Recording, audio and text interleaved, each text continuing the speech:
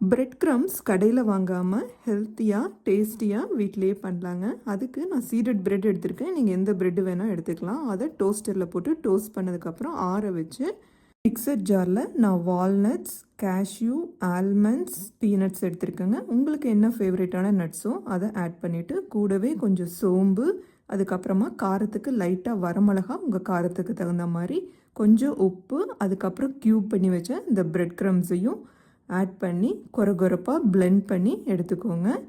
நல்லா ஆறுனதுக்கு அப்புறமா ஏர்டைட் கண்டெய்னரில் ஃப்ரிட்ஜில் வச்சிங்கன்னா ஒரு 2 to 3 வீக்ஸ் யூஸ் பண்ணலாம். ஃப்ரீசரில் வச்சிங்கன்னா ஒரு 2 months வரைக்கும் வச்சு யூஸ் பண்ணலாம். இதை யூஸ் பண்ணி சிக்கன் கட்லெட் பண்ண இந்த ரெசிபி அடுத்ததாக நான் ஷேர் பண்ணுறேன். இன்னொரு ஷார்ட்ஸில் பார்க்கலாங்க.